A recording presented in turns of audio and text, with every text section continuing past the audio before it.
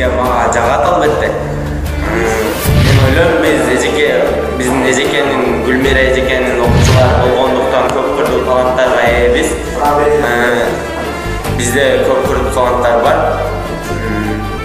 Гитаристтер, футболисттер, анан бул жакта волейболисттер, көп кырдуу таланттар бар. Анан программисттер.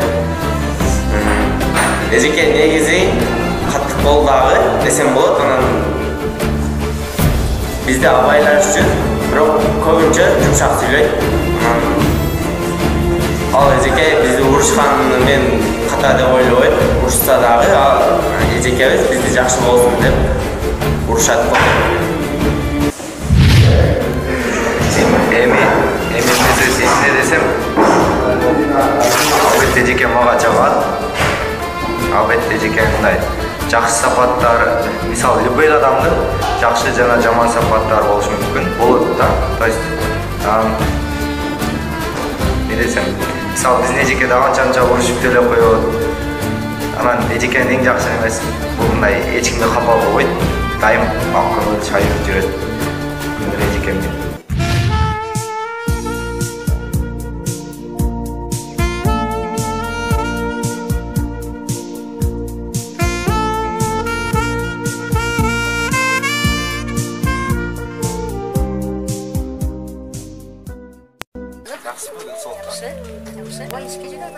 Sizden kişine sizden bayağı korkutuyorlar diye.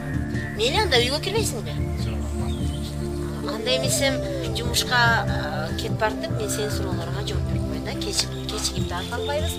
Анан баягы кыргызда айтканда бир мен эки коёндан турдары сен суроолорго дагы жооп берейин, анан жумушка дагы жетип калды. Mesela sizge ушул сүйлөгөнгениңиздин артынан эмне ийгиликтерге жетиштиңиз?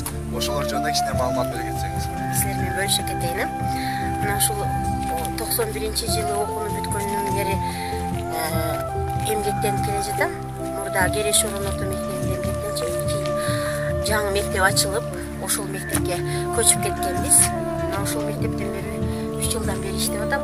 Мына ушул мен тарбиялаган балдардын көпчүлүгү ар түрдүү жакшына кесиптерге ээ болушту. Негизинен бактылуу үй бүлөлөрдү курушту. Анан канчалаган балдар, кыздар ушул малга чейин мага булардын мага кылган салымы ушул жолдо кетип бараткан эле жакшына салам берип, анан көргөн жерде сурашканы мына ушул эң негизги байлык деп ойлойм. Бирок менин негизги азыркы мезгилдеги ийгилигим бул мен азырчы бүтүрүүчү классым деп эсептейм.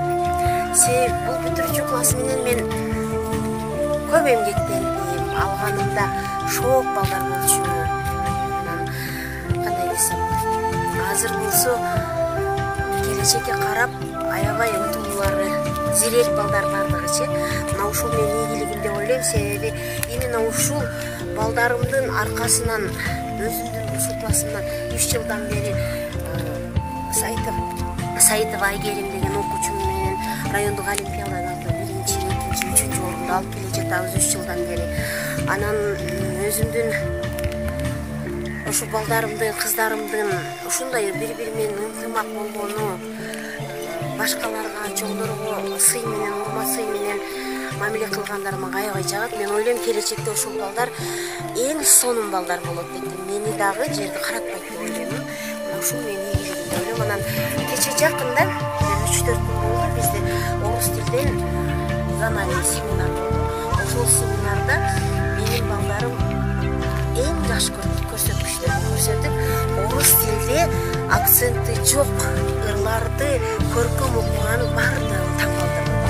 Ушул менин ийгилигим деп ойлойм азыркы мезгилде. Менимче эчке, алтынай убактыңыз аябай бизге майым кылып берген үчүн чоң рахмат. Сизге келечекте ак жол, үй бүлөдө балдарыңыздын үзүрүн көрүп жүрө бериңиз, окуучуларыңыздын үзүрүн көрүңүз, ар дайым бактылуу болуңуз, ден соолукта болуңуз, тынч болуңуз. Силерге дагы рахмат. Сага дагы келечегиң кең болсун.